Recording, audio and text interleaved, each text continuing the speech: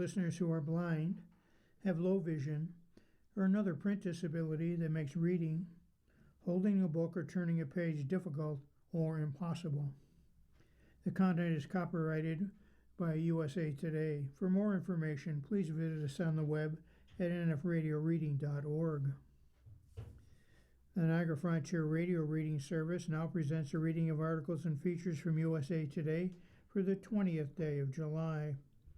Your readers today are Tom Scanlon and David Hayes.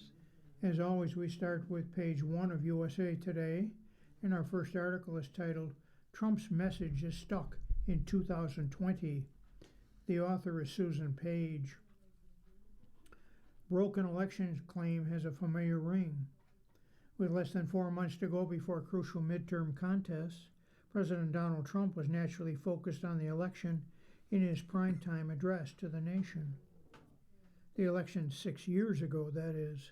With rambling remarks and an ominous tone, the President traced the U.S. election system from his 2020 defeat till now as so broken and so vulnerable, naming Chinese interference, mail-in ballots, deep state figures who suppressed evidence of problems, and even TV networks that declined to air his July 16th address live. Calling ABC and NBC part of a plot, he said their licenses should be revoked. This is worse than any third world country, Trump declared, dismissing with a mocking tone the mainstream conclusion that elections in the United States face challenges but show no signs of significant fraud. There's no third world country that has elections like we have. Despite announcing the declassification of a blizzard of documents, provided no evidence that any U.S. election returns had been compromised, including the race he lost in 2020 but has long claimed was rigged against him.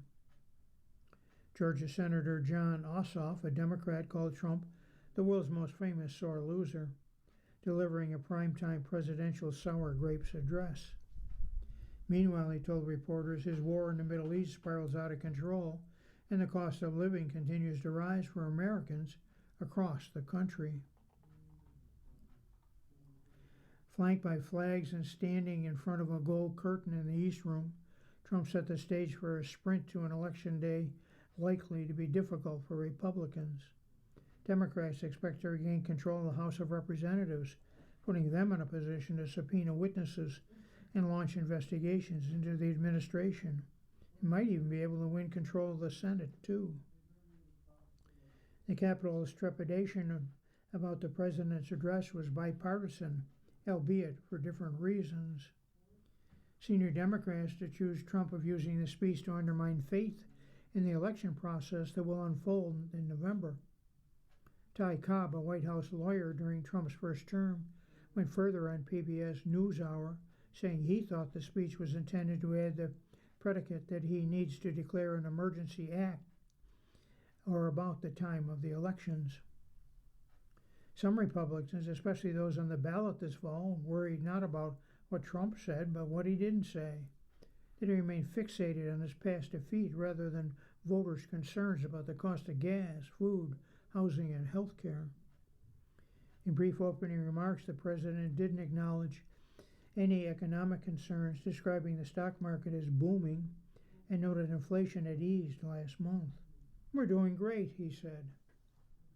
Trump spent even less time discussing the war in Iran, a conflict that has enmeshed the United States in a war with no easy exit. We won in Venezuela, he said. We are likewise winning big in Iran, and you'll see the fruits of that labor very, very shortly. That echoed the president's assurances in his last primetime address to the nation on April 1st, when he lauded overwhelming victories on the battlefield, suggested the conflict would wind down after another 2 or 3 weeks of military strikes. That speech was on April 1st, day 33 of the war. For those keeping count, the address on July 16th, when it was on day 138. When Trump's primetime address was announced early in the week, many commentators and members of Congress assumed he'd be talking about the war in Iran, now aflame again, after a fragile ceasefire disintegrated. That would fit the template for a White House primetime address. a venue typically reserved for announcements of the most consequential sort, to announce the start of a war or offer condolences after a national tragedy. This time, Trump decried the election system, demanded passage of the Save America Act, which would limit the use of mail-in ballots and require proof of citizenship to register to vote. The only reason you wouldn't do this is if you wanted to cheat, he said. There's little chance the bill is going to pass, though. It's now stalled in the Republican-controlled Congress. The next article is also from the A section. It is titled, Wildfire Seasons Grow in Ferocity.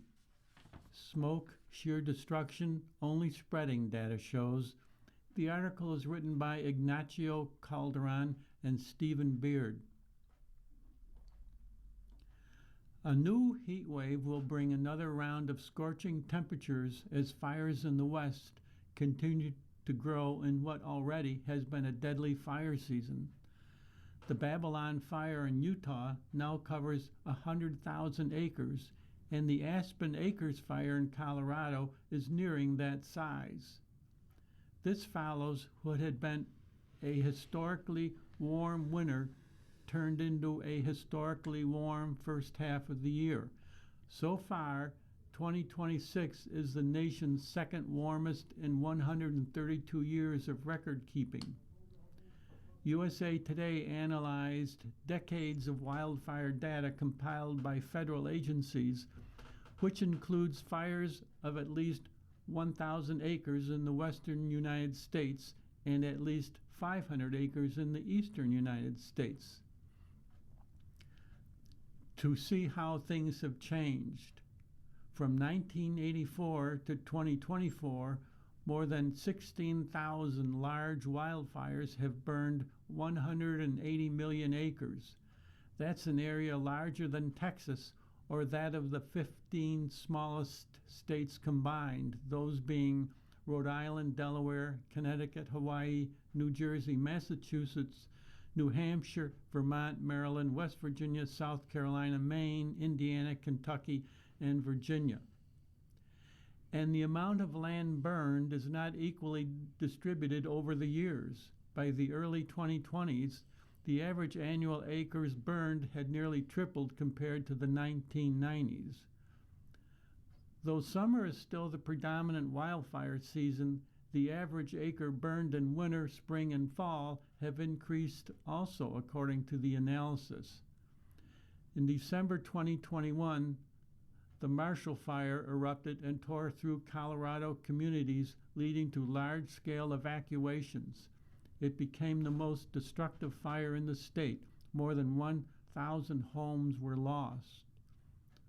More recently, in March 2026, the Morrill Fire ignited in Nebraska and quickly became the state's largest, reaching more than 640,000 acres. There's certainly never been a wildfire without ignition. There's never been a wildfire without fuel. So climate is not the only factor, but we do have multiple lines of evidence that climate change is contributing to the increase in area burned, said Noah Diffenbaugh, professor and senior fellow in Stanford's Doerr School of Sustainability. A 2025 study found that, depending on the region, climate change can account for 1/3 to as much as 80% of the burned area in the western United States from 1992 to 2020.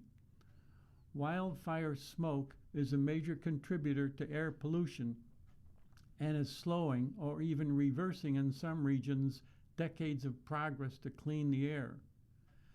About half of the smoke generated between 1997 and 2020 could be linked to climate change, so that's quite a large number, said Loretta Mickley, an atmospheric chemist at Harvard and co-author of the study. If we zero in more recently from 2010 to 2020, those numbers increase.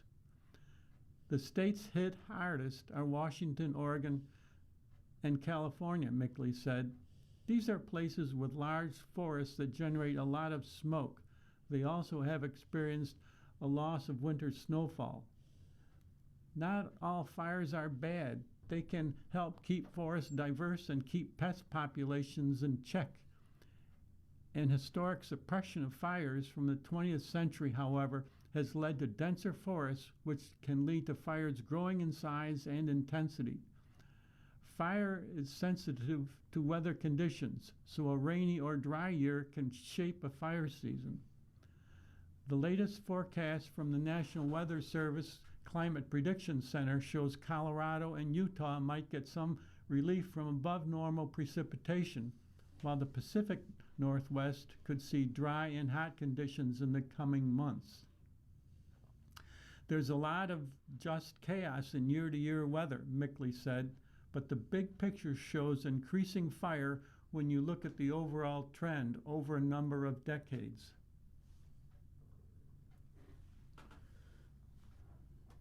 The next article is titled UCLA Rare Books Heist Exposes Shortfalls. Ruse reveals security upgrades long overdue. The author is Mark Ramirez.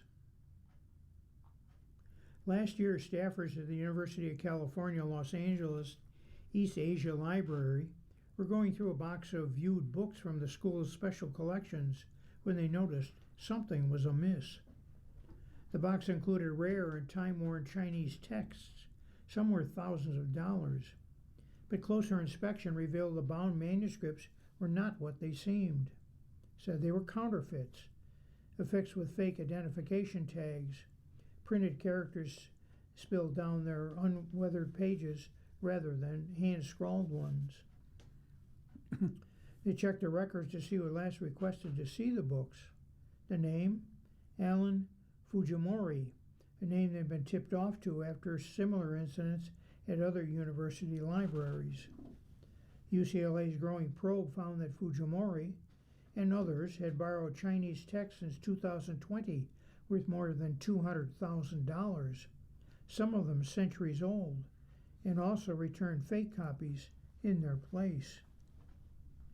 Investigations ultimately led, in August 2025, arrest of one man. Northern California resident Jeffrey Ying, age 39, and the unveiling of an elaborate ruse involving fakery in multiple back-to-back flights to Asia, where federal authorities said the stolen items were sold. This one's interesting. FBI Special Agent Alan Grove, part of the Bureau's 20-member National Art Crime Team, told USA Today. In some instances, he was able to check out books, saying he was a researcher, then he would return the dummy books. In other cases, he would sneak in the dummy books and perform the swap on scene. Ying, a resident of Fremont, California, often traveled to and from China within several days of the thefts, Groves wrote in an affidavit submitted as part of the government's federal complaint. Among the books found missing from UCLA's collection were classic compendiums of Chinese cultural heritage. They included Tang Shi Pinhu, a 14th century compilation of Chinese poetry from the culturally significant Tang era, valued about $70,000. Yushi Guan Yuanqian, a massive multi-volume anthology of ancient Chinese prose commissioned by Qing Dynasty's and Zhangzi Emperor in 1685 and worth nearly $17,000. Shi Yan Mo Q, volumes 9 through 14, a $42,000 manuscript published in 1929 as part of a highly sought-after collection of Chinese ink rubbings and woodblock prints compiled by bibliophile Tao Xiang during the post-imperial Chinese Republic period. The material stolen by Mr. Young were rare and unique books more akin to cultural heritage objects, read an impact statement submitted to the court by Athena Jackson, who directed the UCLA library system. The loss of access to these materials and the difficulty to replace them affected our ability to provide resources that scholars from around the world engaged to further our understanding of China and its history and culture. Ying exploited what until then had been vulnerable security practices related to the loaning and returning of items from schools' special collections, according to authorities. For the university, Jackson wrote, the loss was more than monetary, piercing the confidence the public places in public libraries. UCLA, he said, had already gotten comments from the world expressing doubts about our security and stewardship of rare items, with such concerns especially high in China and among Chinese diaspora communities. The theft eroded the trust that scholars, booksellers, and communities place in us to safeguard and steward rare and unique materials, Jackson wrote.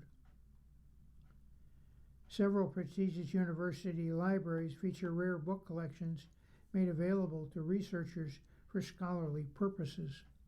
While some have suffered thievery before, they typically have been targeted by institutional or industry insiders. 2017, administrators of the Carnegie Library of Pittsburgh were heartbroken to learn that hundreds of rare books, art prints, and maps worth more than $8 million had been purloined from its rare book room. Greg Priori, the room's former manager, and bookseller John Schulman pleaded guilty several years later in a resale scheme that investigators found had transpired over 2 decades.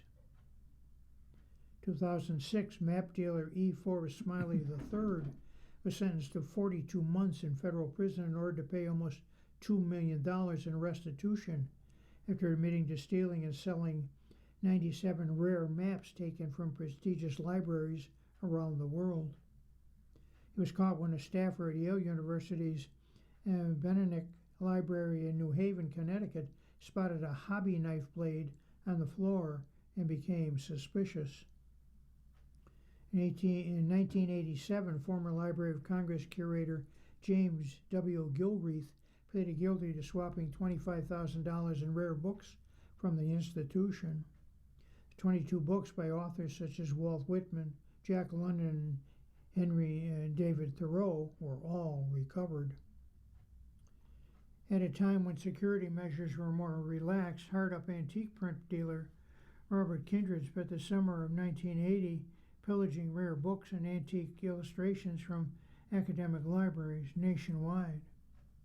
Kindred, whose crimes were detailed in the book Torn from Their Bindings, A Story of Art, Science, and Pillaging of the American University Libraries, was sentenced to 5 years in federal prison. Unfortunately, these things happen more frequently than most people know, said David Stork, an adjunct professor of materials science and engineering at Stanford University near Palo Alto, California. They often discovered only when the next person interested in this rare manuscript looks at it years later. The missing books at UCLA's East Asian Library were so unique they weren't in general circulation, meaning anyone wanting to see them had to submit a request, Grove wrote in his affidavit. Once pulled from secure storage, such books would be presented to the requester in a tagged box for in-house viewing at UCLA's Charles E. Young Research Library, then returned to storage after review. In this case, as staff eventually discovered, the box had been returned, but the books themselves had been replaced with fakes. Grove, one of 2 FBI art criminal team members based in Los Angeles, said UCLA staff had learned the name Alan Fujimori was linked to a known book thief responsible for similar thefts at the University of California, Berkeley. University probe, he wrote, showed in February 2020, a person by that name failed to return to UCLA 2 borrowed 14th century and 16th century Chinese texts worth a combined $132,000. From October to December 2024, someone named Jason Wang requested 6 rare Chinese books from UCLA, including Shiyu Mo Chiu. Librarians found those books hadn't really been returned, but instead had been replaced by dummy copies with fake ID tags. As with East Asian Library manuscripts, these books weren't in regular circulation, but they could be reserved and checked out from UCLA even after being transferred from other UC campuses to Southern California, Grove wrote. Till the very recent change in library policy, he said, anyone could borrow such materials from the school by simply applying for a library card online. It did not require showing a government-issued identification, even a photograph. Additionally, Grove wrote books could be returned via Dropbox or directly to in person. At the time, however, the policy did not include a thorough review of the item being returned. As the library probe developed, officials began to believe Alan Fujimori and Jason Wang were one individual, Grove wrote. They gathered security camera footage linked to each visit shared with staff who identified them as the same person. In the weeks that followed, 6 full-time and student personnel at 3 UCLA libraries were trained to keep an eye out for the suspect and alert university police should they spot him. Then Grove said on August 5, 2025, a person named Austin Chen submitted a request to borrow 8 rare Chinese volumes from UCLA. Later that day, after Ying entered the library and awaited his quarry, he was arrested without incident by university police. Because some items illegal and rarity make them too risky for the open market, circulate discreetly among elite collectors rather than through ordinary shop sales. Highly prized antiquities are also sought for fraud schemes, which they're donated to museums for valuable tax write-offs, he said. Guoqian Chen, an assistant professor of Chinese literature and culture at Emory University in Atlanta, said more bibliophiles and private collectors in China can now afford items that official institutions won't touch. He expressed surprise that UCLA library staff didn't check the rare manuscripts as soon as they were returned, considering their value. Maybe they're used to all their visitors being serious scholars, and Jeff Ying exploited that assumption, he said. Neither Jackson, UCLA, nor UCL Berkeley responded to requests for comment. Attempts to reach Ying through his attorney were unsuccessful. And finally, Williams said UCLA is seeking over $200,000. He added the prosecutors had sought a longer sentence for Ying, but respected the court's decisions. The time now is 22 minutes after the hour. The next article is also from the A section. It originates from the FDA. The title of the article is New Taylor Farms Lettuce Sample Tests Positive for Cyclospora. Article is written by Anthony Thompson. A sample of shredded iceberg lettuce supplied by Taylor Farms of Mexico has tested positive for Cyclospora, federal health officials said, noting that the lettuce was collected as part of an ongoing investigation and is not included in the company's recall. The investigation has raised questions about whether there is more lettuce that puts people at risk. In the latest update from the FDA, the agency said July 18th that a sample of shredded iceberg lettuce from Taylor Farms has tested positive for Cyclospora. That sample was not part of the lettuce recalled July 17th. The FDA said the contaminated sample was collected through targeted import surveillance as part of the agency's investigation. The agency said Taylor Farms confirmed the positive sample is not part of the company's voluntary recall. The company is working to identify whether any part of this implicated lot is available in commerce or in consumers' homes, the FDA said. The positive lot is being detained while the investigation continues, the agency said. The latest development came a day after Taylor Farms announced it was voluntarily removing all iceberg lettuce sourced in central Mexico from the U.S. market following the FDA's traceback investigation. The agency said additional information would be released as it becomes available. On July 17th, the FDA said its traceback investigation identified Taylor Farms as the common supplier of shredded iceberg lettuce served at Taco Bell, where infected customers reported eating before becoming ill. The company is based in Guanajuato, Mexico.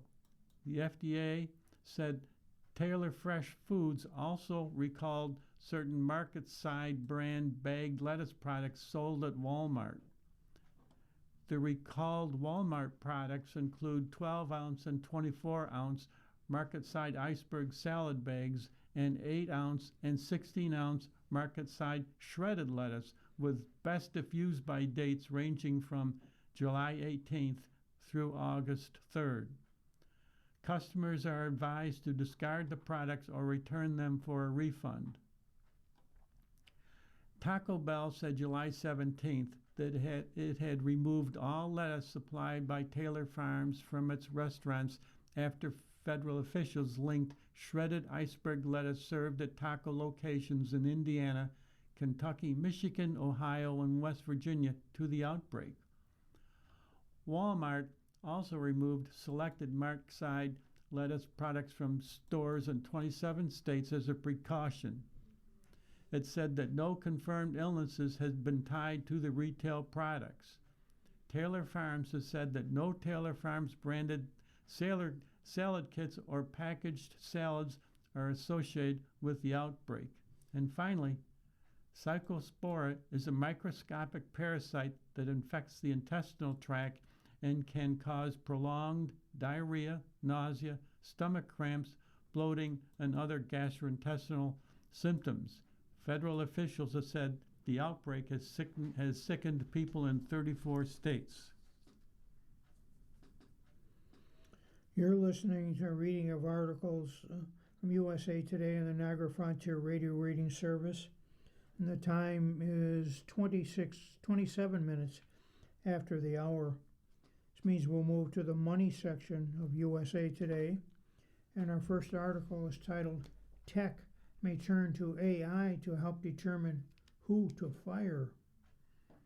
New lawsuits challenge growing use of product.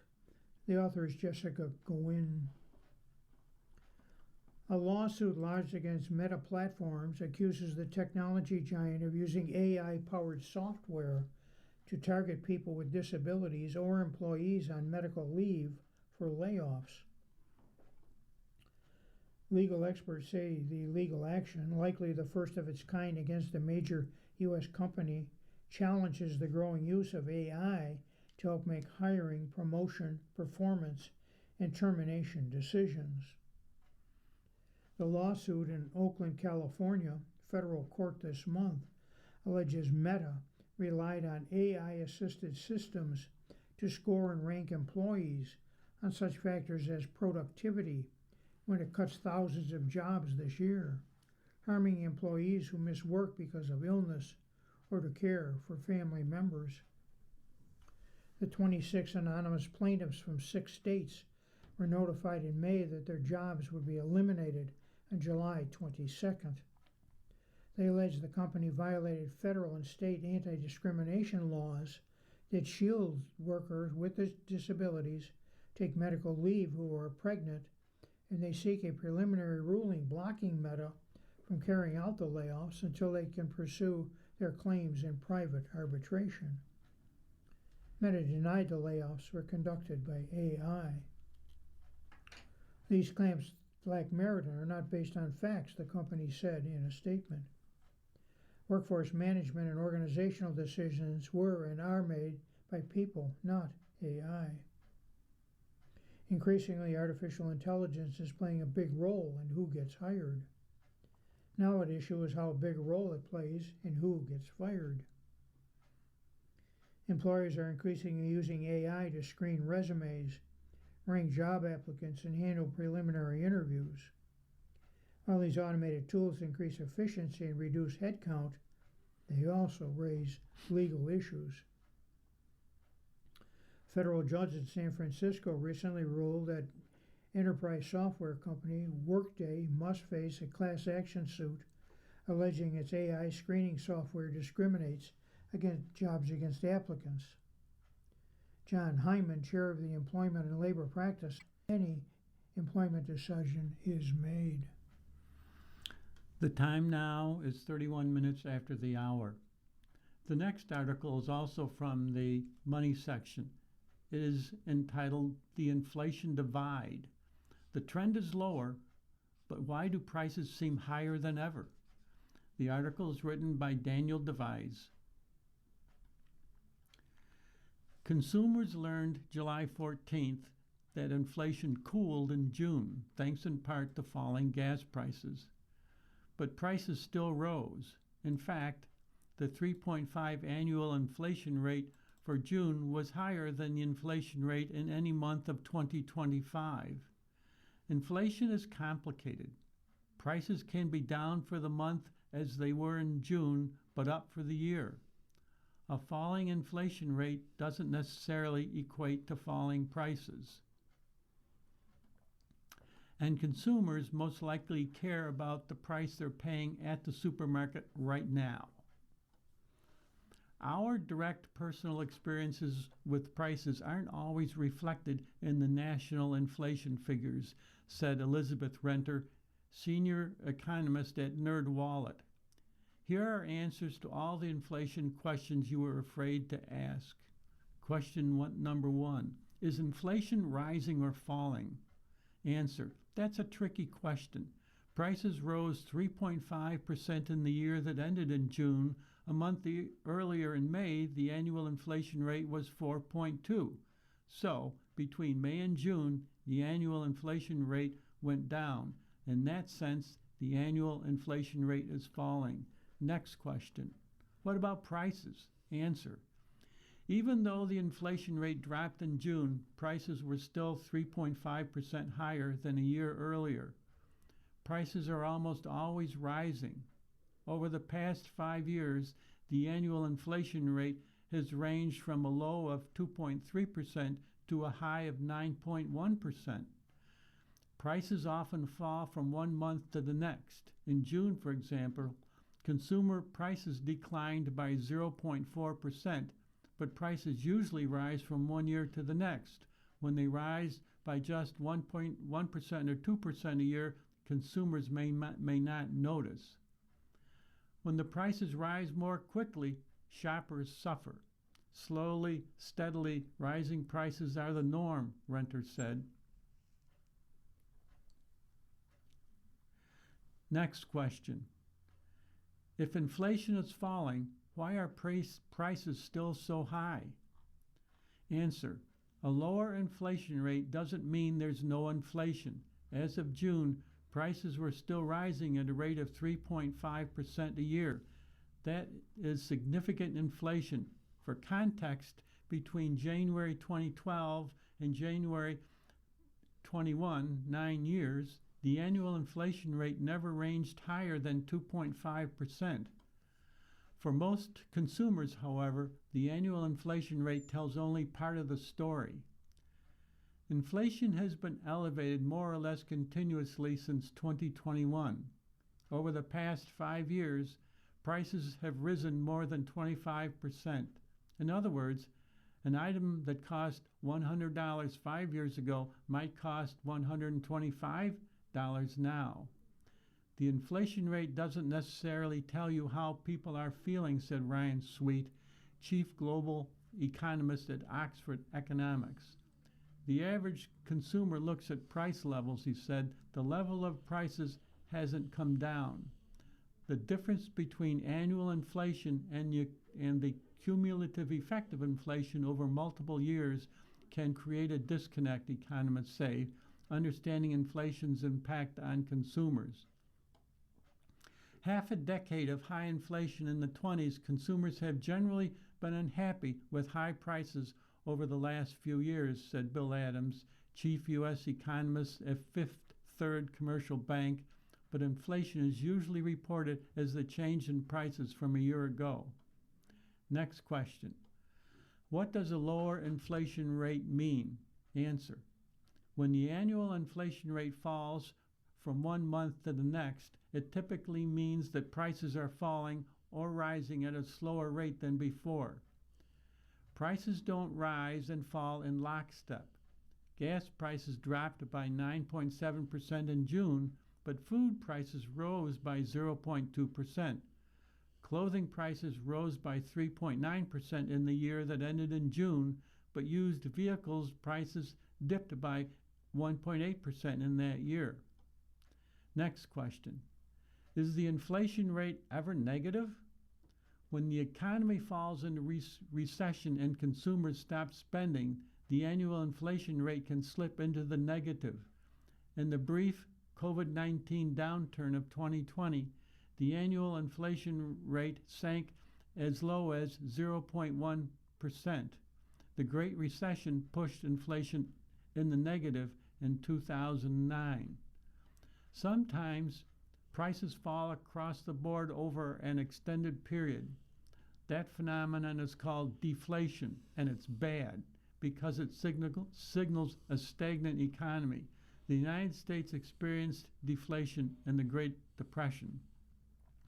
Next question. Is there an ideal rate of inflation? Answer. If there's a sweet spot for inflation, it might be an annual rate of 2%. That is the Federal Reserve's target rate for inflation. A little inflation is a good thing, economists say. If the inflation rate is too high, consumers feel the pain, but deflation can seed economic calamity. People assume that all inflation is bad, Sweet said. We want a little inflation because that greases the wheels. The 2% Fed target is an arbitrary number, economists say, representing a level of inflation that will support economic growth and keep consumers and companies borrowing, investing, and spending. This is a short consumer product article. Cuisinart Propel Plus grill placed on recall list. Tempered glass window in pizza oven at issue. The author is Julio Gomez. Thousands of Cuisinart grills sold at Walmart and Lowe's are being recalled because of risk of serious injury to users, according to the U.S. Consumer Product Safety Commission. About 12,600 Cuisinart Propel Plus 4-burner 3-in-1 gas grills with pizza ovens sold at Lowe's and Walmart between December 2024 and May of this year were recalled, according to the CPSC. About 83 additional grills were also sold in Canada. The tempered glass window in the pizza oven can shatter during use, posing a risk of serious injury from laceration hazard, the agency stated in the recall. There have been 37 such reports from the United States and 1 from Canada of the glass shattering while the grill was in use, but no injuries have been reported. Here's what to know about the recall. First, what's the product being recalled? It's the Cuisinart Propel 4-burner 3-in-1 gas grill, which feature a griddle, stovetop burner, and pizza oven. Model number CGG 6331 were recalled per the CPSC. The recall is filed under recall number 26-605. To find your grill's model number, look on the inside the grill's right-hand middle door.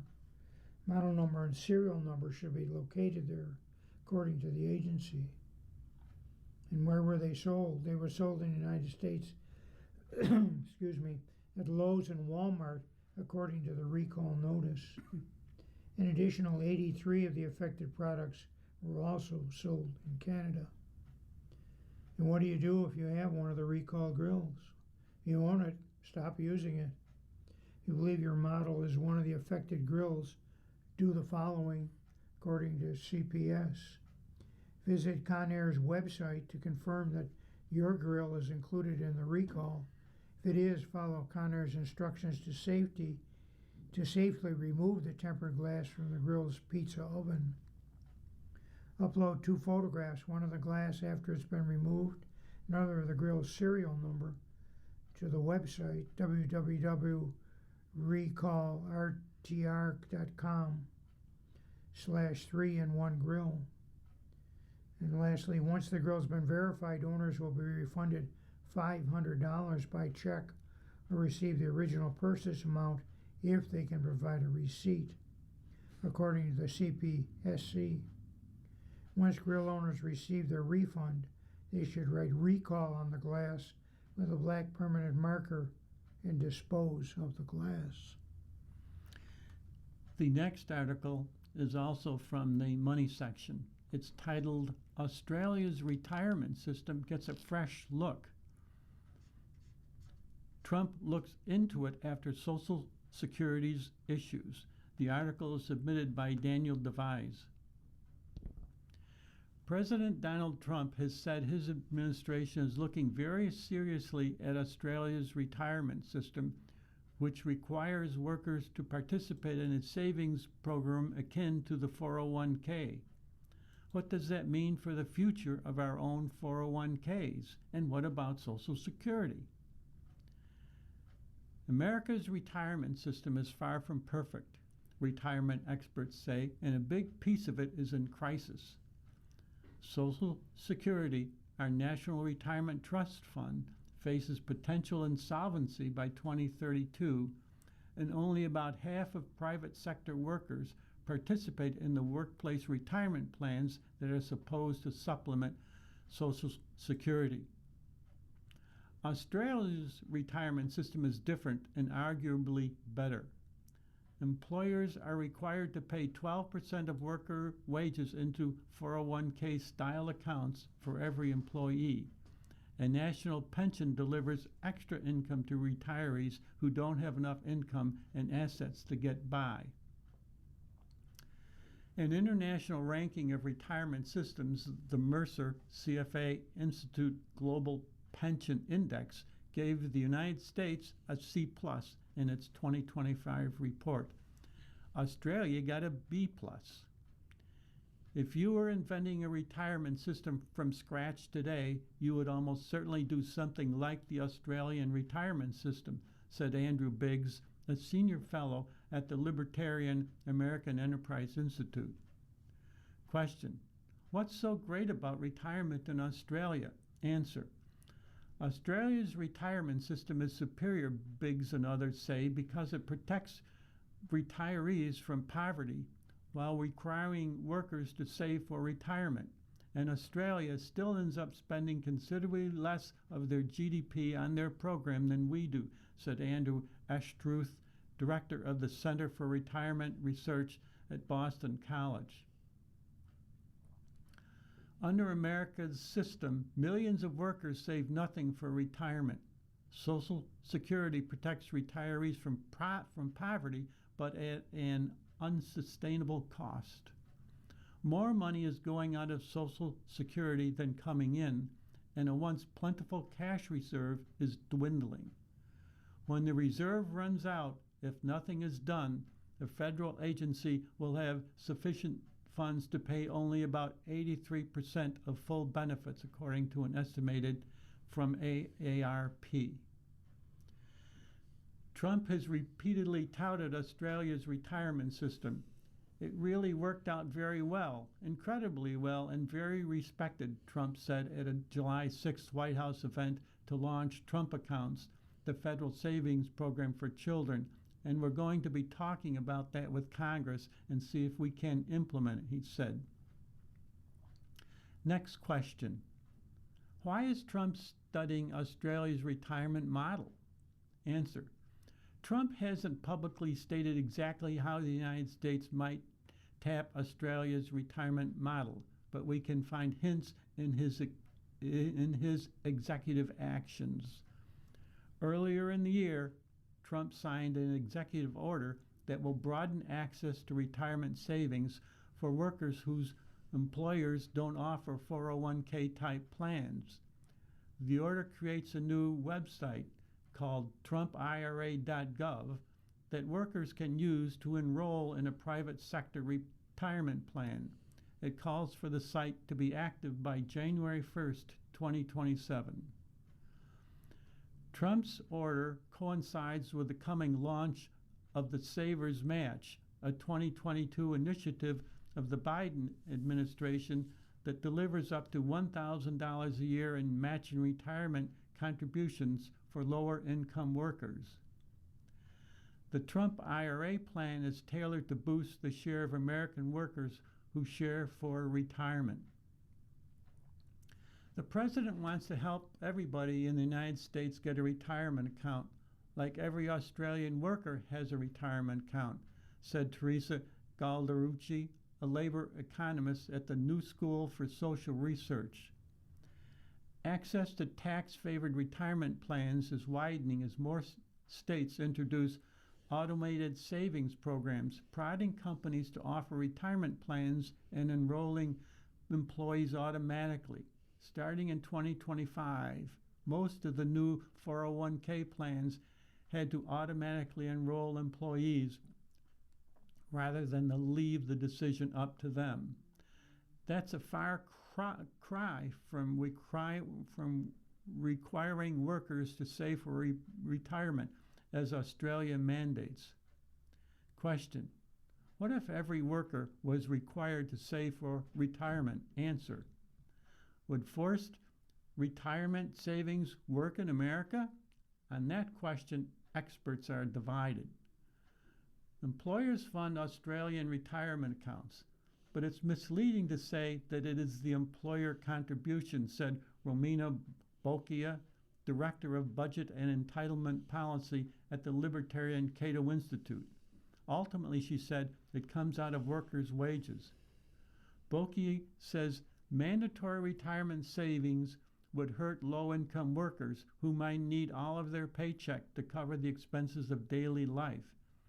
Many workers who forego 401k plans probably have a very good reason for doing so, she said. Galducci, the labor economist, takes the opposite view. She believes every worker should contribute to retirement savings accounts just as every worker pays into Social Security. It's not a tax, she said. It's really saving for your future self.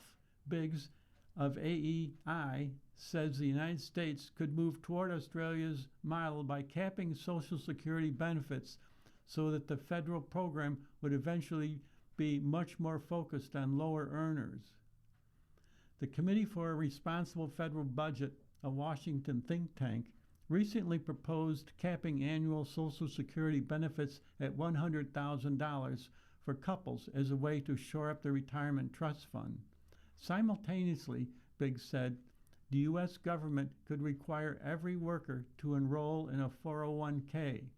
If everybody is saving for retirement as they should, he said, Social Security's job becomes a lot easier. Question: could Australia's retirement system replace Social Security? Answer: tinkering with Social Security might work, other retirement experts say, but replacing it with Australia's pension system would not. The Australian age pension is a far more modest benefit than Social Security. In 2025, annual payments topped out at roughly $28,000 for an individual, according to an analysis by the Center for Retirement Research. It is primarily anti-poverty program. By contrast, Social Security pays up to $62,172 a year in 2026. There's no easy way to transition from what we have now to an Australian kind of system, said Shaw Goda, director of the Retirement Security Project at the Brookings Institute. Current workers pay into Social Security with an expectation of receiving the same benefits in retirement that retirees reap today.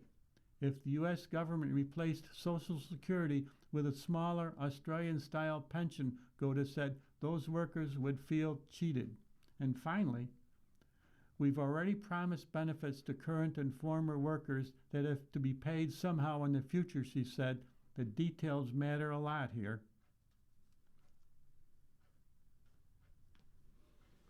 This next article is titled, What's Really Shaking with Vibration Plate Claims? The author is Alexandra Frost. Can you shake your way to better health? Vibration plate fans say maybe. and an expert weighs in on whether it's really possible to improve muscle engagement, lymphatic drainage, and circulation.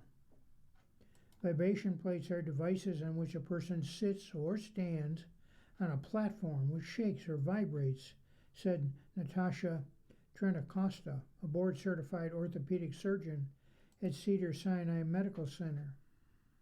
It works by shaking 20 to 60 times a second to create a slightly unstable surface on which you sit or stand. As such, it forces your body to engage its muscles, especially the core, to maintain stability and keep your balance. This can add intensity to just standing at your desk or to a workout class. But do they work? Trentacosta discusses the research. People might use a vibration plate as part of a fitness routine or class at home. Trentacosta said they might add a little muscle engagement to an otherwise typical workout. Think about standing on a vibration plate while doing your squat sets and the added muscular activation this can do. It can also help with balance and muscular control, something that becomes even more important as we age or are recovering from a significant injury and deconditioning, she adds. Plates work by constantly shifting the forces working against your muscles, she said, so you have to make quick postural adjustments to maintain your balance.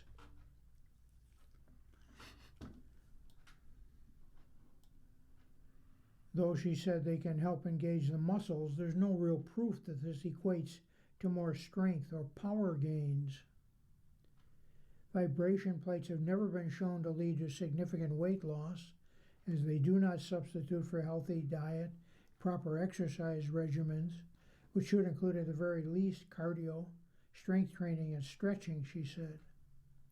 Some claims about vibration plates fighting osteoporosis might be true, but shouldn't be a treatment on its own. Instead, she finds it most helpful for older adults recovering from injuries. Vibration plates are also being explored for lymphatic drainage, Trentacosta said. The two groups who might benefit the most, she shares, are those with mild lymphedema or those with limited mobility who don't have much muscle use as their baseline. She cautions against using it to replace regular exercise or compression garments, but it could show promise for circulation.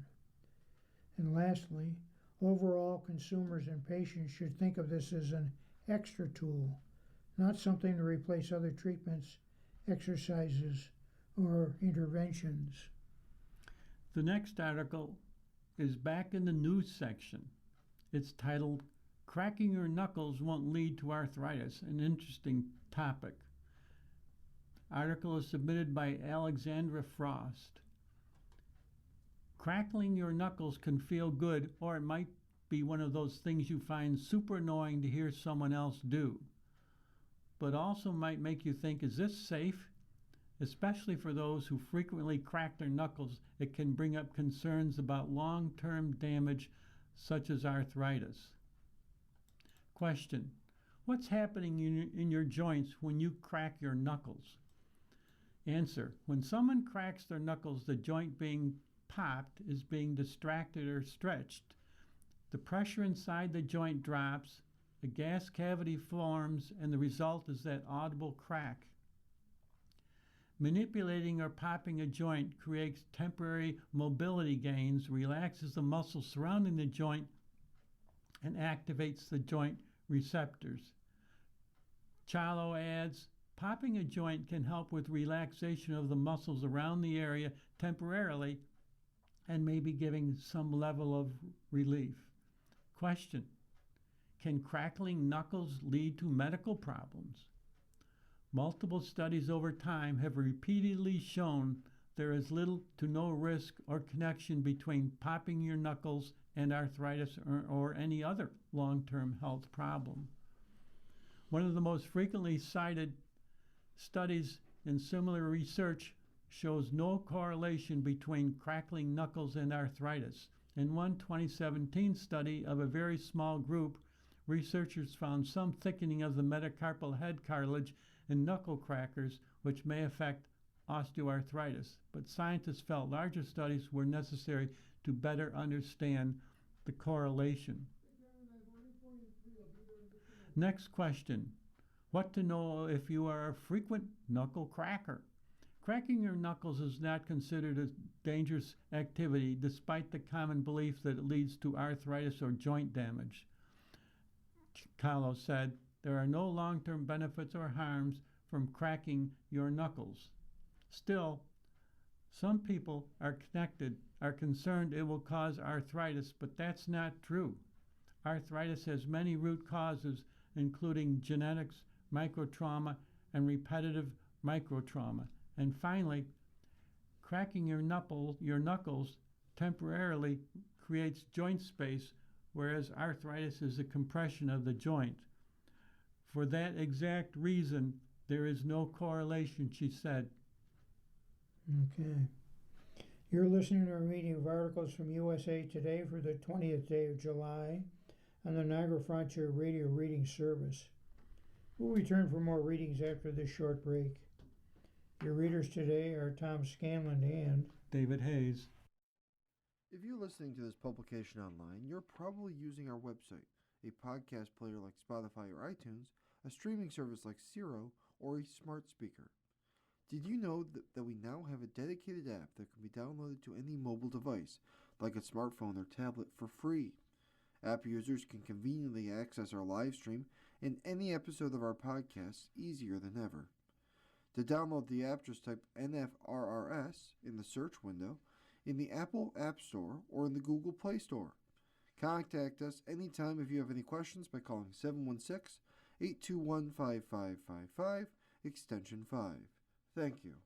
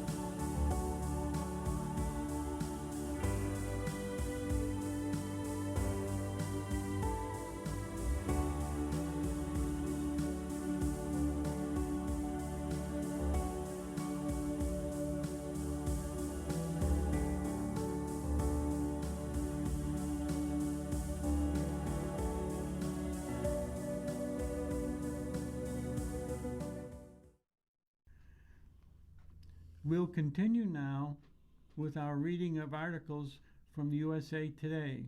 Your readers are David Hayes and Tom Scanlon. We will now start with the sports section. The first article is titled, Like 2016, the Cubs aim to carry a new torch. The byline is Chicago. The Chicago Cubs had them singing from the rooftops, dancing in the aisles, and crying at the memories. This is the 10-year anniversary of the Cubs ending their 108-year World Series curse and they returned over the weekend to Wrigley Field to celebrate the glorious season that Northsiders will cherish forever. The 2016 team partied on those rooftops and at Murphy Bleachers with Bill Murray and Eddie Vedder.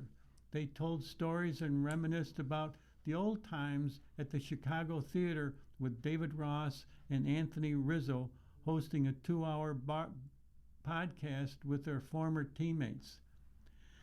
They gathered July 18th to unveil a 22-foot-high Champions Gate outside Wrigley's Field, honoring their 3 World Series championship teams with former manager Joe Maddon, Rizzo, and Cubs owner Tom Ricketts speaking.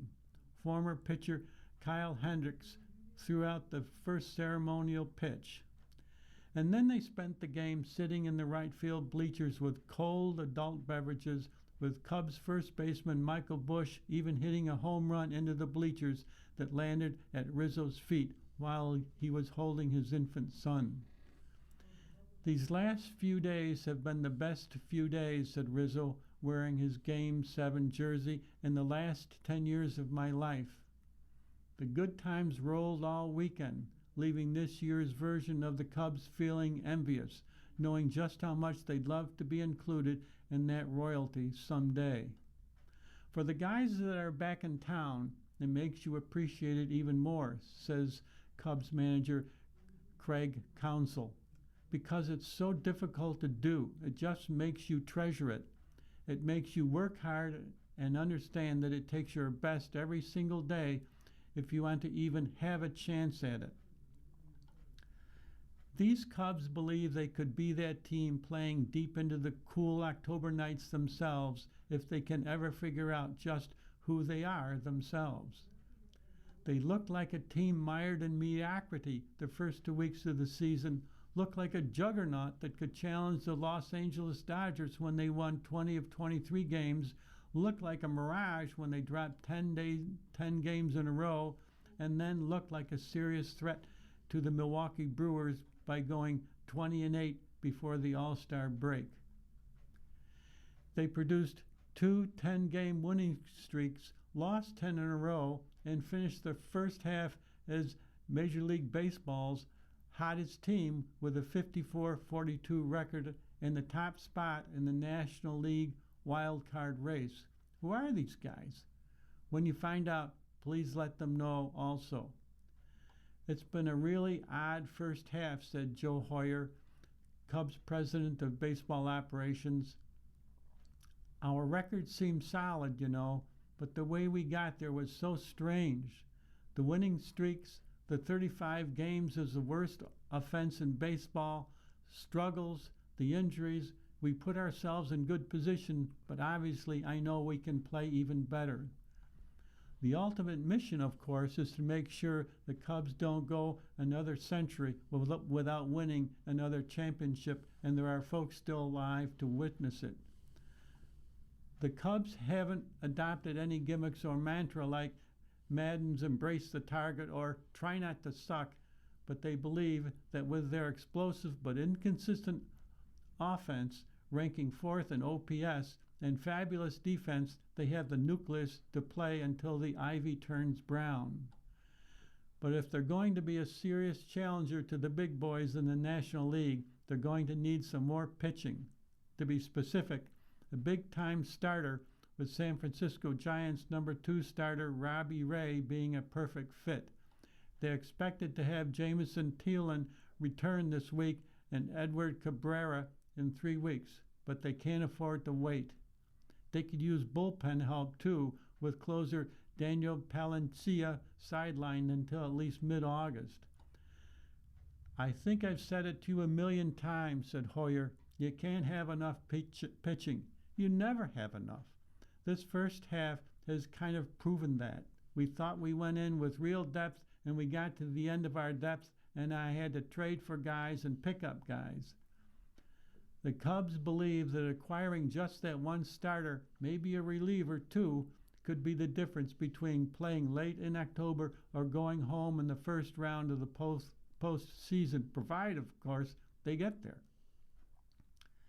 The 2016 Cubs exemplified what an ace and a lights-out closer can mean for a playoff team. They had a star-studded rotation with Lester, John, Lackey, and Hendricks, but they also had one of the best pitchers on the planet in Jake Arrieta. Arrieta went 22-6 with a 1.77 ERA while winning the Cy Young Award in 2015, and then came back to go 18-8 with a 3.1 ERA the year Chicago won the title. I would walk into the stadium every day knowing we were going to win the game, Arrieta said, because of the pitching we had along with 4 to 7 position players that were going to get off that night. Still, if the Cubs were going to win the 2016 World Series, they knew a light-out closer was a necessity. The Yankees had one in Aroldis Chapman, but it was going to be a steep price. They were asking for the Cubs' top prospects. Epstein initially resisted and, as painful as it was, traded pitcher Adam Warren and 3 prospects highlighted by their number 1 prospect Gleyber Torres. It led to Epstein's famous quote, "If not now, when?" It's one thing to assemble a bunch of talent, Epstein said Saturday. It's another thing to have that group turn into a championship team that stands up in the face of adversity at the most important times. That's more than just numbers and more than talent. It's how they came together as a group. It was the second time Epstein, the former Cubs president of baseball operations, ended a curse leading to the Boston Red Sox to the 2004 World Series championship after last winning in 1918. Yet, even though Epstein is a native of Boston, this one resonated much more.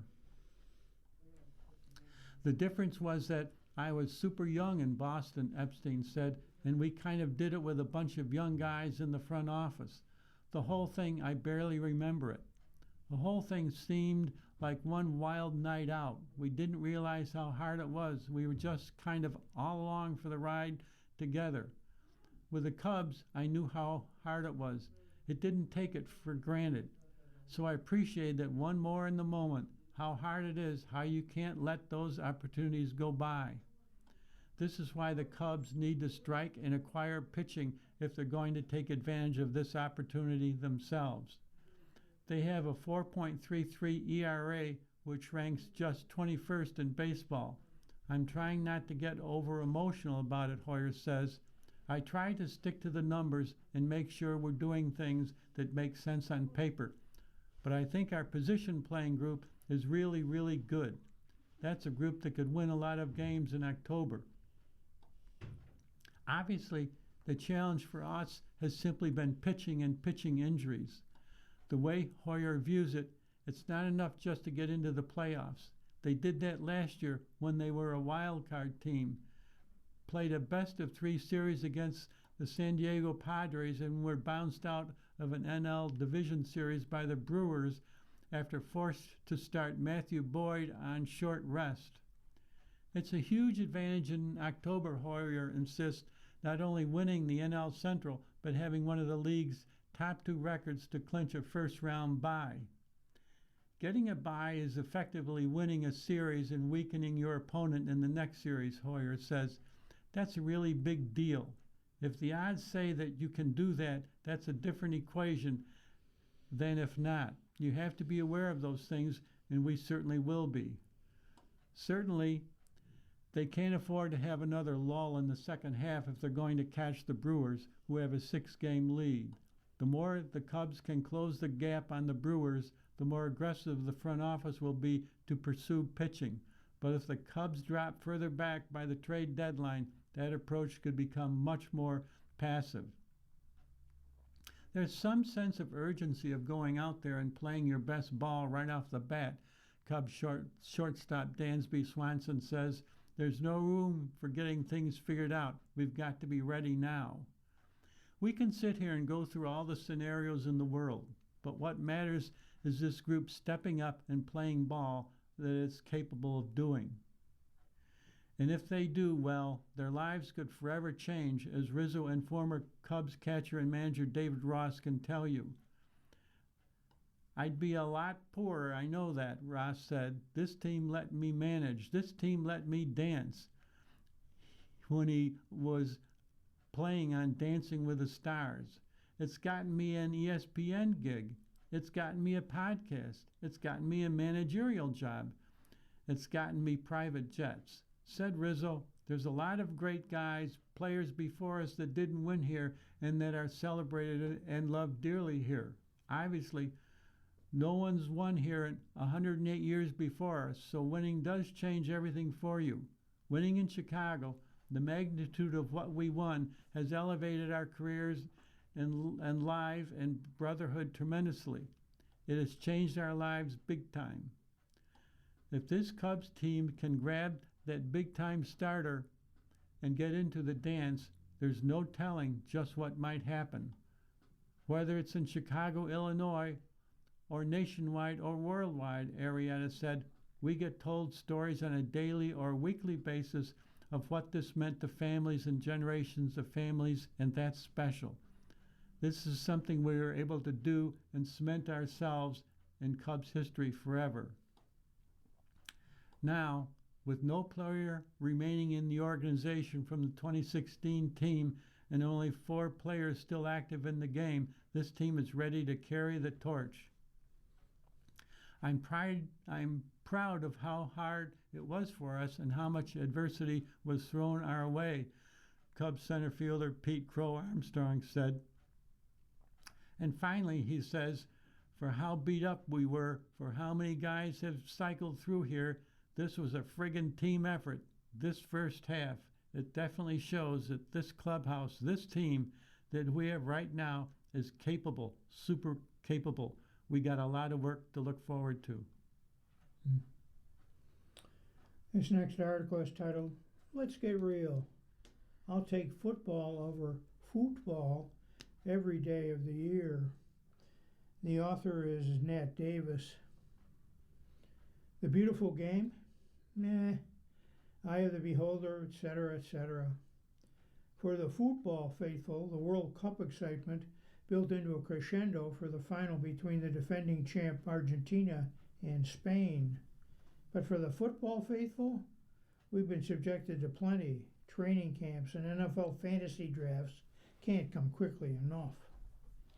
Yes, admittedly, WC 2026 had its moments, whether or not you give a rip about soccer. Lionel Messi has been typically sensational. America's guests from overseas have been wonderful by nearly every account. And it's been good to see grass at indoor venues. And let's hope NFL owners take note and do right by their players in the near future. And I love that U.S. men's national team star Weston McKennie is a Lego devotee. Otherwise, here are 9 reasons I was ready for the World Cup to be over already and primed for the sports this country truly is passionate about to start anew. Number 1, a 3rd place game. What? We're really doing this? Yep. FIFA has typically staged a game, or a match, I meant match, to determine the team, I meant side, that finished 3rd overall in the World Cup. Why? Why put more miles on England's Harry Kane, France's Kylian Mbappe, and their teammates just to determine the 2nd runner-up? Who cares? Why risk unnecessary injuries? And if the rejoinder is that this is an opportunity to get younger or lesser-known players on each side some international experience, well, yeah, even if I don't like preseason football, especially not as the tourney's penultimate event. And now I'm really bummed whenever we get a verdict earlier this year in what will remain an ages-old debate. Matthew Stafford's Rams or Jared Stidham's Broncos. Let it go, FIFA. Though among you many sins, this does rate fairly low. Number 2, March Madness or the end of playoffs. This is not. If you love upsets, blown brackets, steep underdog runs, and the like, then the WC is not for you, particularly in its new and diluted format. FIFA's top-ranked teams are in the final.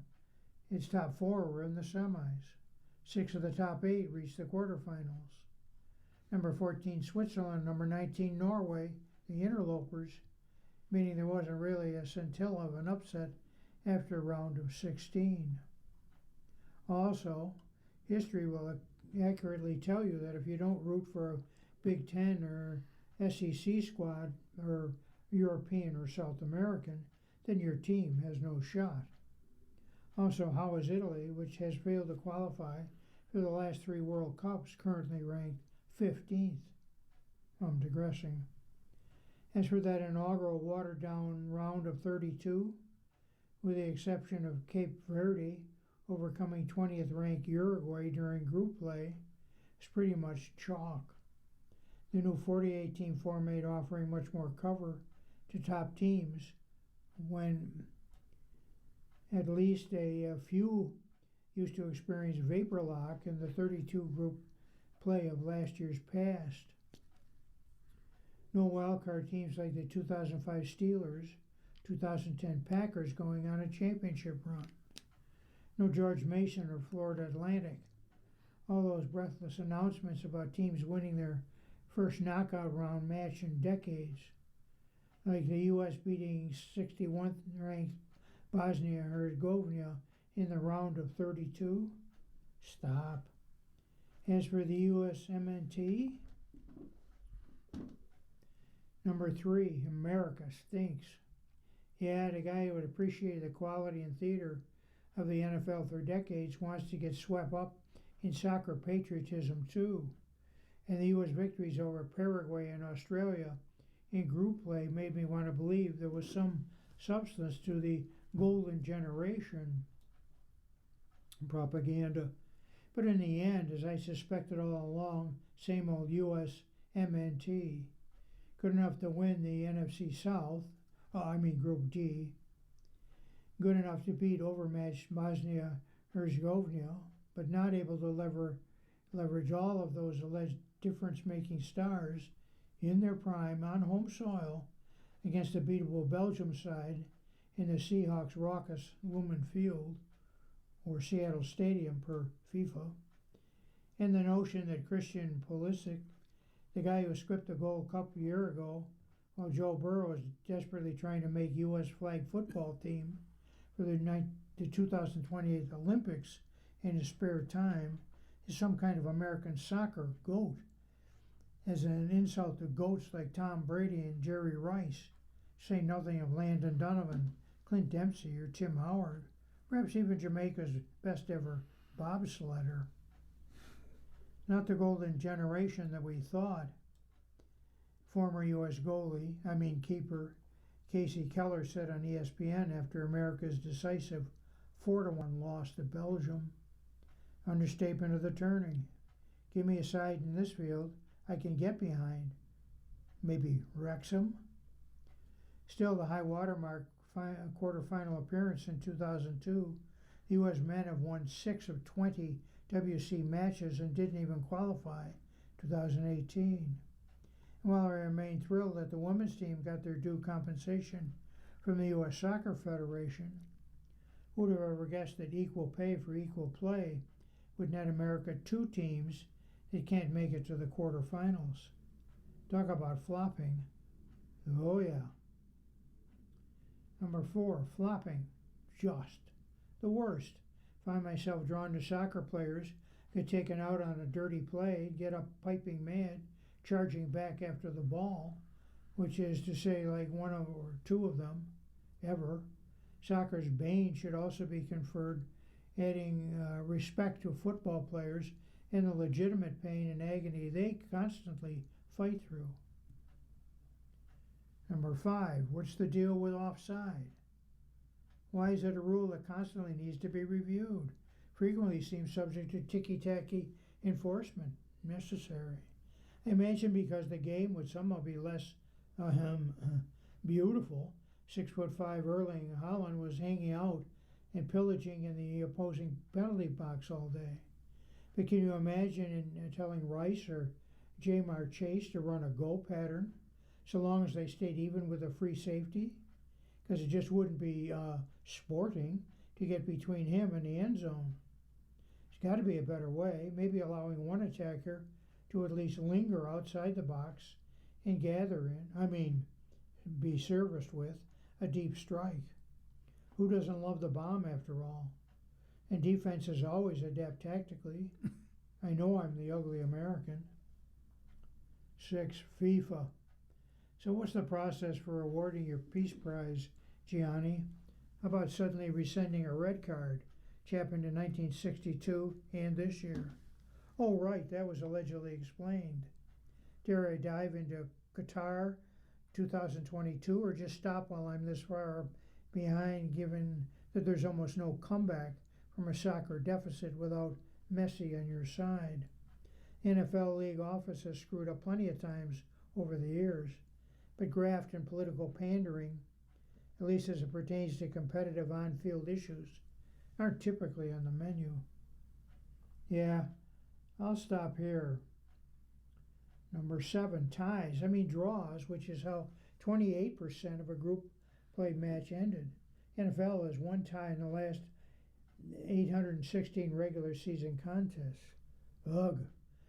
90 minutes of set pieces, flopping, momentum graphs, Fox's worst graphic, and offside.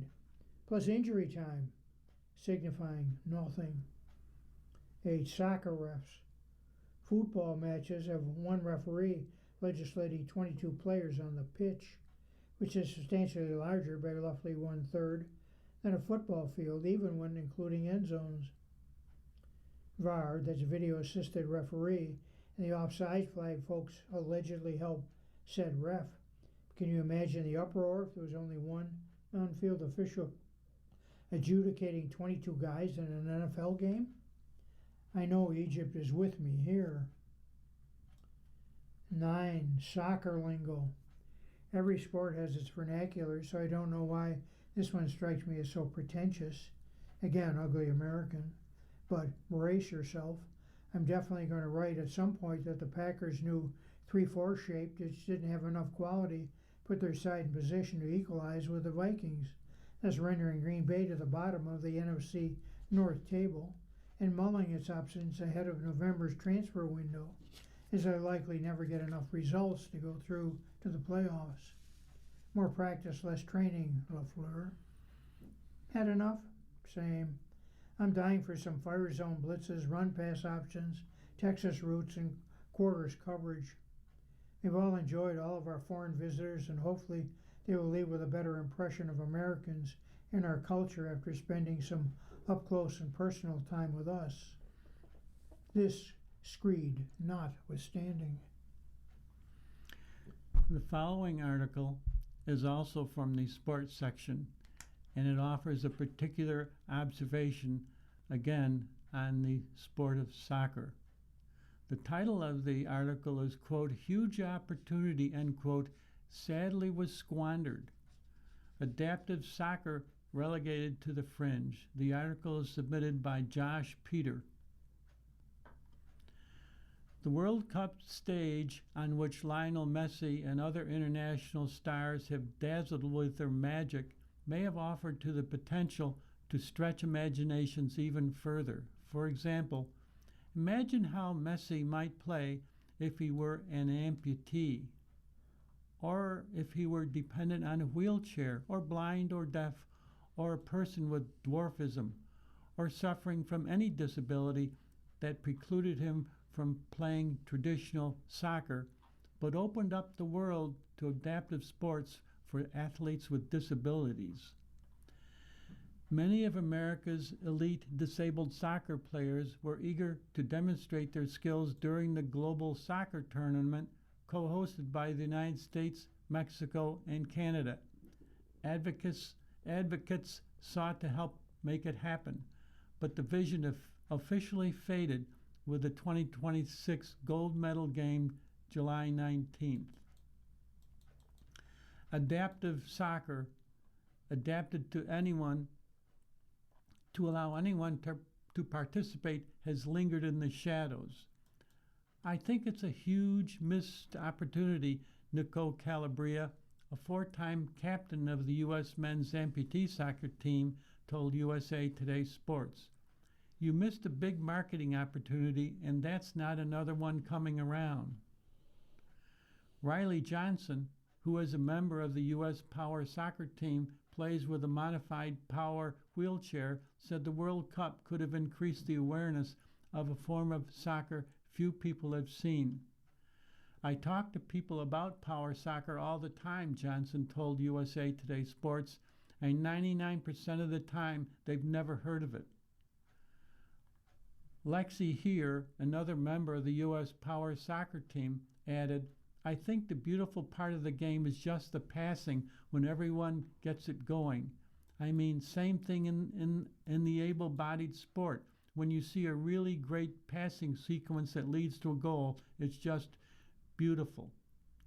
Calabria, 32, was born without a right leg, but with the use of crutches, he played for the boys' team at Concord Carlisle High School in Concord, Massachusetts.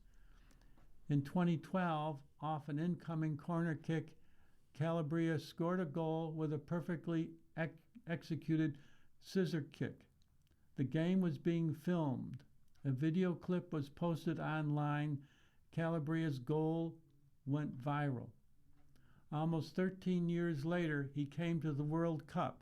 Calabria lives less than an hour's drive from Gillette Stadium, which would host 7 World Cup matches, and perhaps a demonstration involving Calabria, if not at Gillette Stadium, a nearby field, or at one of the official World Cup fan zones. But Calabria never found a place on or near the World Cup stage to show off his powerful left foot or juggling skills. But like the viral clip of its scissor kick goal, adaptive soccer has produced other compelling moments, like a video clip that captures the pinpoint passing of power soccer, or an improbable goal during a blind soccer game during which the ball rattles or jingles to help the players located on the field. Jocelyn Bigelow is president of the United Adaptive Soccer Association in Oregon. In 2023, she won the 3rd annual U.S. Soccer ADAPT and Thrive Disability Award. She is an able-bodied woman who seeks opportunity for the disabled and was convinced she'd found it at the World Cup. In 2024, as a key member of the U.S. Soccer Disability Committee, she presented recommendations that included the following. Exhibition and competitive matches for the disabled will be scheduled around the World Cup dates and organized by U.S. Soccer, FIFA, and the local organizing committees of host cities. Disabled soccer players will be present in pre-game walkouts and other match day opportunities during World Cup games. Events will be held in host cities where disability soccer leaders can collaborate on enhancing awareness, education, and opportunities to grow the number of disability soccer participants worldwide. During 2026, according to Bigelow and others in adaptive soccer, here's what materialized. The Seattle Local Organizing Committee for the 2026 World Cup hosted a blind soccer tournament featuring teams from the United States, Kazakhstan, and Peru 3 weeks before the World Cup began. Michael Holmes, CEO of the U.S. Association for Blind Athletes, said the estimated crowd of 175 people was the largest to watch a blind soccer match involving the U.S. team. Amputee soccer players held an exhibition at the U.S. Soccer House in Venice, California during the World Cup, according to Dan Broom, Vice President of the American Amputee Soccer Association. Broom said soccer players with the Special Olympics also played at the U.S. Soccer House. Said Bigelow, "We brought the world to North America for the biggest celebration of the game and still showed people only a fraction of what soccer can be." FIFA responds, the U.S. soccer silent. FIFA, the worldwide governing body for soccer, runs the World Cup. When asked about opportunities for disabled soccer players during the 2026 World Cup, a FIFA spokesman said the organization has done a lot to promote accessibility in sports for those living with various disabilities. The spokesman said the organization included a disability football toolkit and a seminar on accessibility ahead of the World Cup. I think we are also promoting a number of different causes at the World Cup, he said, citing education and peace. In December, the inaugural FIFA Peace Prize was awarded to President Donald Trump. FIFA has supported adaptive soccer with an undisclosed amount of money from its robust coffers. The spokesman did not provide specifics. U.S. Soccer did not respond to multiple emails requesting information for this story, but the organization's support for elite disabled soccer players goes beyond financial support.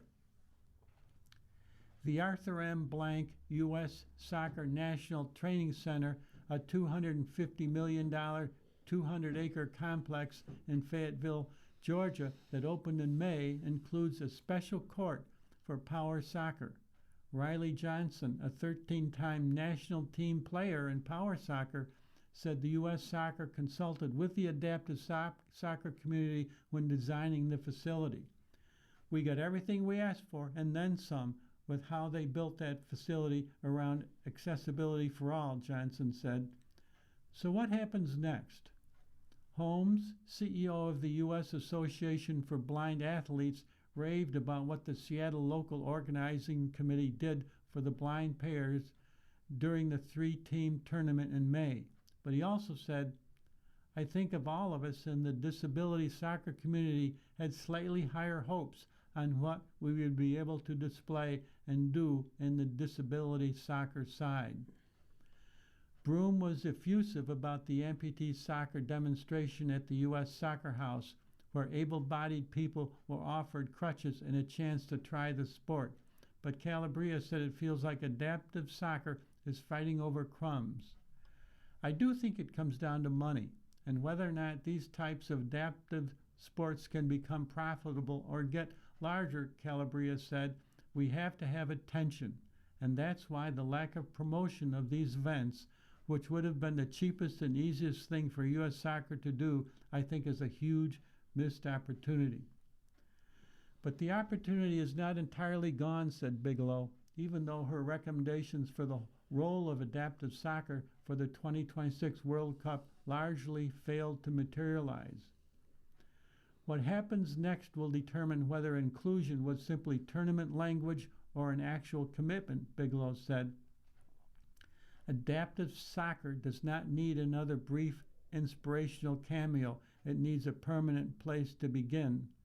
And finally, she said, we brought the world to North America for the biggest celebration of the game and still showed people only a fraction of what soccer can be. You're listening to a reading of today's USA Today on the Niagara Frontier Radio Reading Service, and the time is 34 minutes after the hour. This means we turn to the entertainment section of USA Today, and our first article is a music review. Lambert's album celebrates New York chapter. The author is Ralphie Alversa. Dateline New York. Since Adam Lambert moved from Los Angeles to New York City last year, he says his freak flag isn't just flying, it's soaring.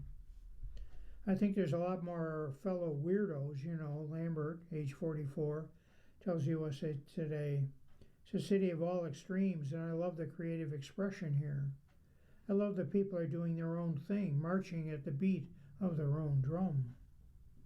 The platinum-selling singer-songwriter says it's a gross generalization to say that individuality does not exist in Los Angeles, but he finds more of that trait in the people he encounters in the Big Apple.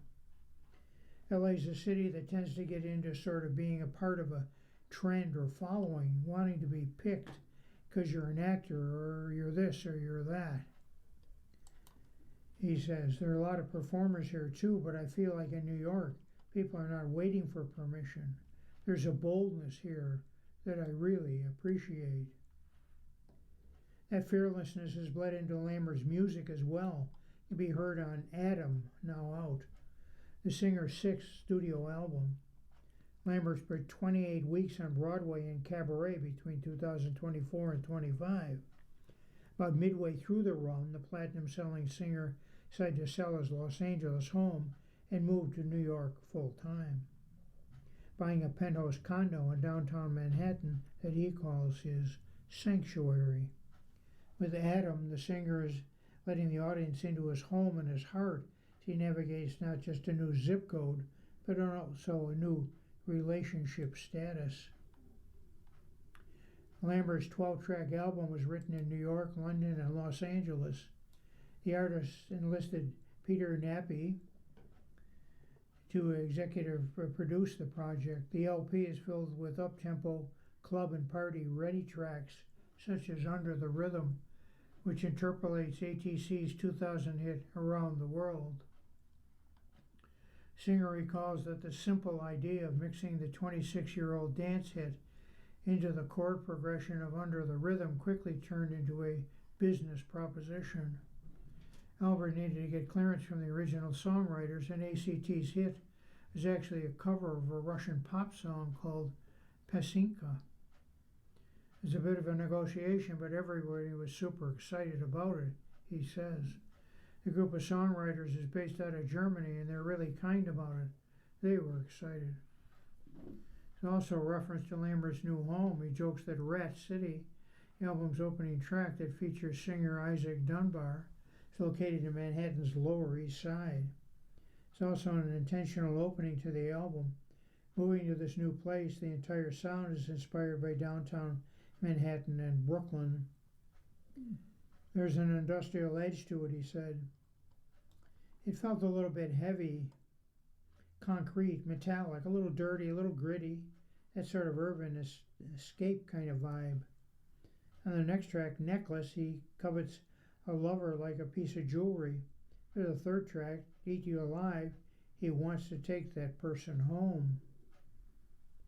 But on Porcelain, Lambert teams with Lexi Liu about toxic masculinity and using a fake exterior to hide one's secrets. We feel this performance quality a lot of men feel that they have to live up to, he explains.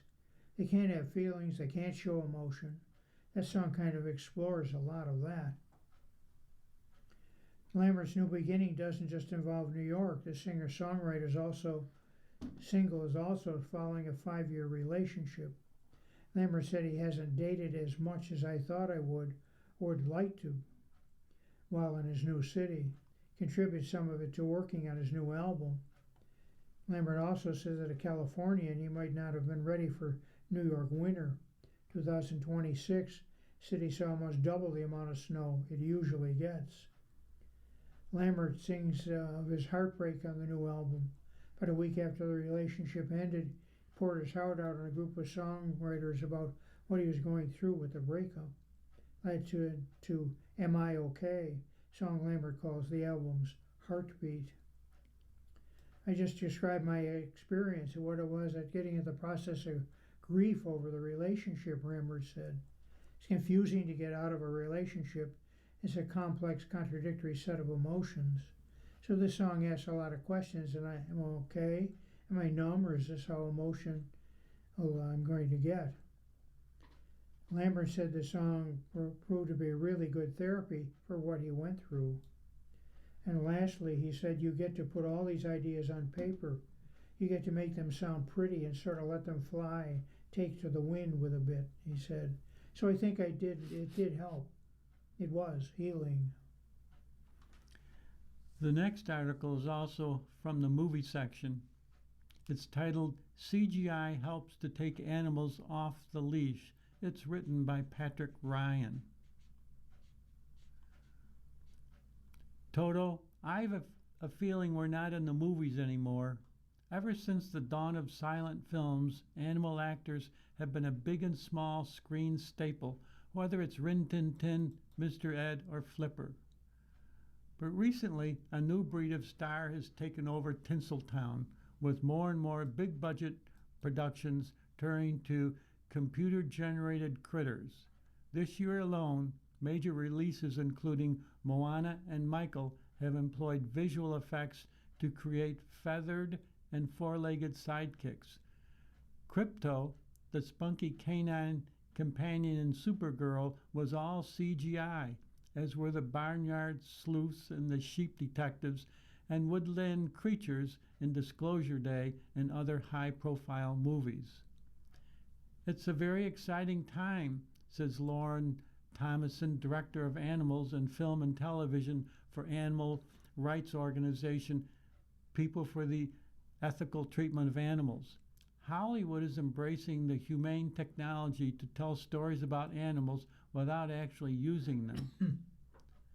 But it also has taken a toll on industry veterans such as Steve Behrens, a showbiz animal trainer of 4 decades whose credit include The Mask, I Am Legend, and Stranger Things. As AI has come along, it's taken CGI and made it much better and less expensive, Barron says.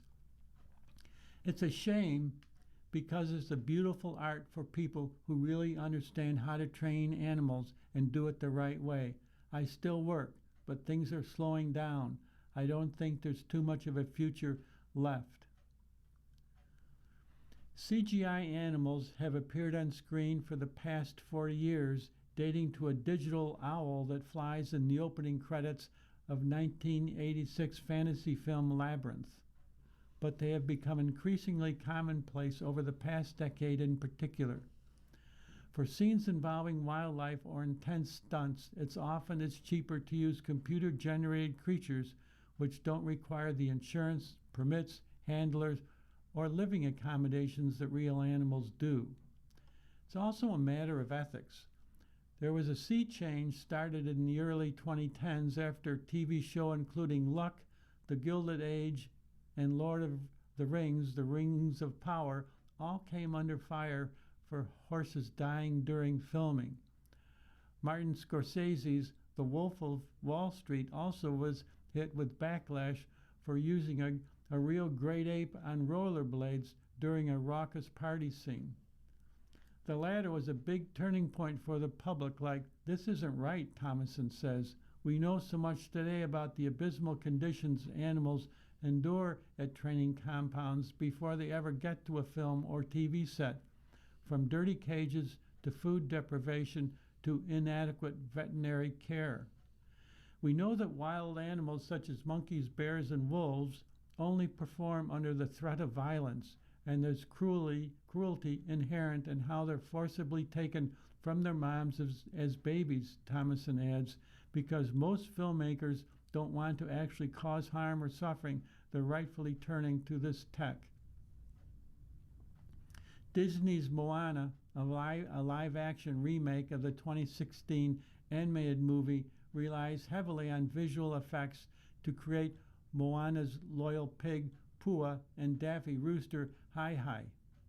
Although young actress Catherine Lagia is fully expected to be acting alongside a tennis ball, most of the time she'd be interacting with thin air. At the start of each scene, the crew would have this cardboard cutout of Hai Hai, and they'd be like, he's going to be here, and he's just going to run around this space. Lagia recalls, as soon as we start rolling, the cutout would come out, and then I'm just running around with nothing.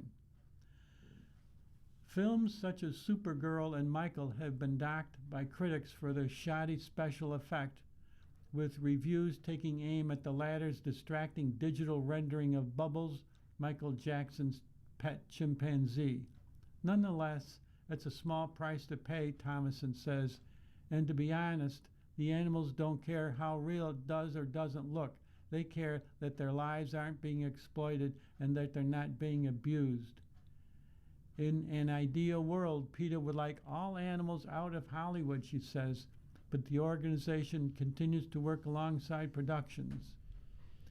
PETA has a whistleblower hotline for cast and crew members to report any abuse that they might see on sets.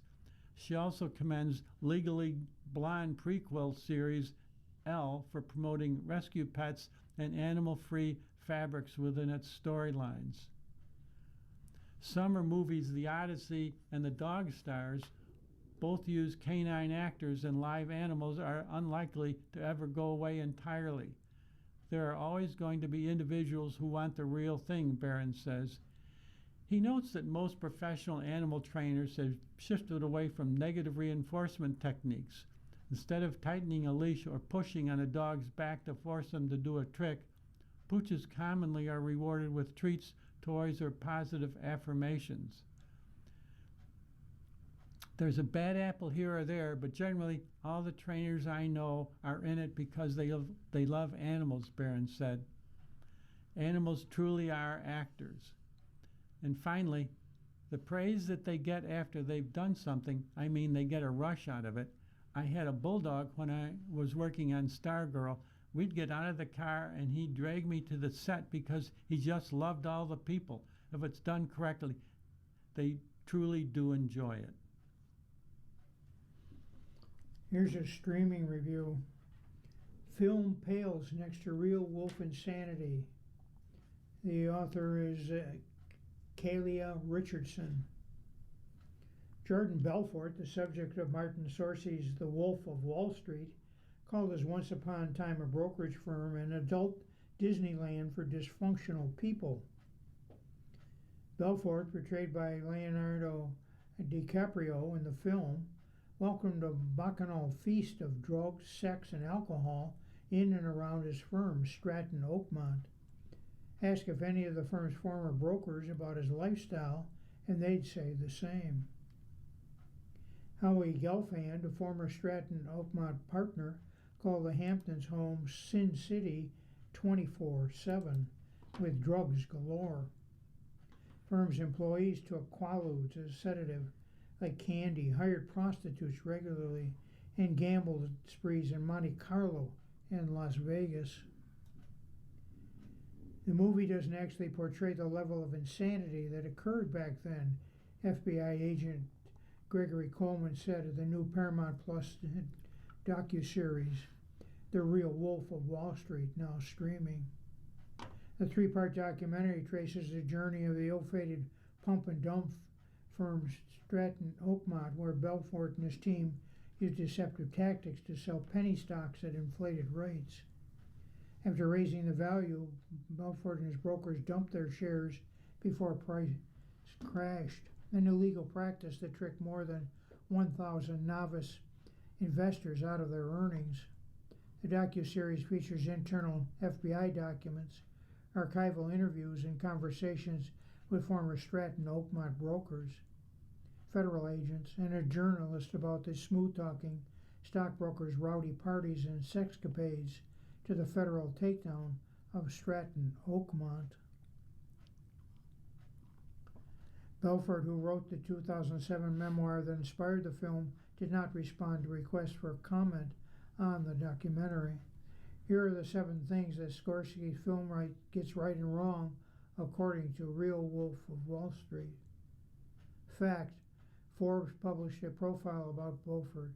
October 1991, Forbes published a Belfort profile calling the crooked financier a twisted Robin Hood, takes from the rich and gives to himself and his merry band of brokers. Though the profile was far from a puff piece, former Stratton Oakmont employees said it left a positive impact, drawing young, money-hungry men eager to emulate Belfort's lavish lifestyle. Fact: Stratton Oakmont partner Porush married his cousin. 2013 film Jonah Hill plays a heavy-spending stockbroker, Donny Azoff. Hill's character represents a hodgepodge of Stratton Oakmont players, including the firm's partners, Danny Porush and Gelfand. Documentary confirms that Porush did indeed marry his first cousin, Nancy. 3 children are following financial troubles and Porush's run-ins with the law. The couple divorced in 2000. Fact: firm executive swallowed goldfish on the sales floor. Movie fans remember when Hill's character climbed onto a table and downed a goldfish, a moment celebrated by surrounding brokers. In real life was not one but two. Porrish swallowed a black goldfish while Gelfand swallowed another one. Goldfish was dropped in the bucket. Others tried outrageous stunts for payday. In the doc, Gelfand said there was another incident involving two twins who hooked themselves up to a car battery for 10 seconds in exchange for $10,000, held on for only 8 seconds. Others were offered $100 to eat a cup of wasabi or shave their head for several $1,000s. In fact, Bedford gifted the Duchess 1,200 square feet of flowers. Before Belfort met Nadine Macaluso, played by Margaret Robbie in a film, at a pool party. The party, just as in the movie, someone exposed themselves, prompting Macaluso and their then boyfriend to leave immediately. Belfort aggressively pursued Macaluso despite his marriage to Denise Lombardo. Macaluso and Belfort bonded on their shared New York roots during a 2025 appearance on the Julie and Dory Daily podcast. Macaluso also said that Bedford told her he had separated from his wife and had another apartment. One of his superfluous gifts portrayed in the film included 1,200 square feet of flowers squeezed into her 800 square foot apartment. Other gifts included $1,000 wine bottles, Bavarian watches, and extravagant dinners. He even purchased a 166-foot lot named it Nadine. She married Bedford at 23, soon after became known as the Duchess of Bay Ridge. He's go big or go home, Macaluso said in the podcast. Fact, Wolf's first wife confronted him about the affair. As the affair between Bedford and Macaluso grew, Bedford's wife, played by Kristen Milioti, confronted him. On one night, as portrayed in the movie, Bedford and Macaluso were condoling in a limo. His first wife yanked him from the vehicle, according to the documentary. Fiction. The money transfer parking lot tussle never happened. In The Wolf of Wall Street, John Bernat plays Brad Bodnick, a neighbor, friend, and Quaaludes dealer. Bernat's character represents Todd Garrett, who helped deliver funds to a Swiss bank to disguise their legal profit as legitimate investments, according to the docuseries. In the film, Bodnick meets the Stratton-Omak partner, Porsche, played by Hill. Instead of a clean transfer, Hill's characters pick a fight with him and flicks him off, which ends up with Bernathal's character in the back of a squad car. In real life, after Porsche arrived at a shopping center in Queens, the luxury car drew attention from security. Garrett then arrived dressed in black, leading the guard to grow suspicious and call the cops. Police eventually found a briefcase with $200,000, brought Garrett in for questioning. Where is Belfort today? Belfort lives in Miami, working as a motivational speaker, consultant, and sales coach, charging tens of thousands for private lessons and speaking engagements. He held a cryptocurrency workshop in his home in 2022 and has written several books since his 2007 memoir, including a step-by-step sales guide. After 8 years of marriage to Macaluso and 2 children, Carter and Chandler, the pair divorced in 2005. Proposed to Christiana Invernizzi in 2001. 2013 Associated Press interview, Belfort said he left his fraudulent lifestyle behind. Fraud is not something you want to be good at, he said. I was always taking great efforts to cover my tracks. It was unbelievably exhausting keeping up track of all the lies. Thinks that's why I live so recklessly. You're doing things you know you can't go on indefinitely. It fuels that insane lifestyle. You've been listening to a reading of USA Today for the 20th day of July. We read USA Today weekdays at noon. For more information, please call us at 716-821-5555. Your readers today have been Thomas Scanlon and David Hayes. If you or people you know shop at any of the Dash's supermarkets, please save Dash's register tapes for radio reading. Our agency receives $2 for every $100 in Dash's register tapes. Radio reading has raised thousands of dollars so far. Anyone can drop off their Dash's tapes to the Niagara Frontier Radio Reading Service at 1199 Harlem Road, Cheektowaga, between William and Clinton Streets. Or Dash's tapes can be mailed to the Niagara Frontier Radio Reading Service at 1199 Harlem Road, Cheektowaga, New York, 14227. Any questions on Dash's tapes for radio reading? Call us at 716-821-5555, and thanks for caring.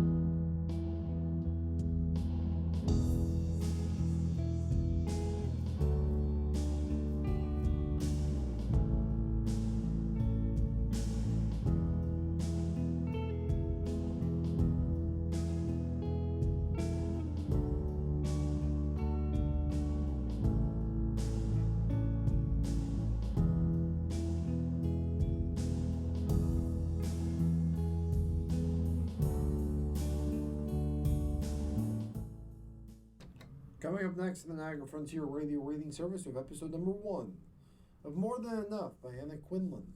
Following that at 3 o'clock is Smithsonian Magazine, and at 4 o'clock is a re-airing of the Buffalo News. Stay with us.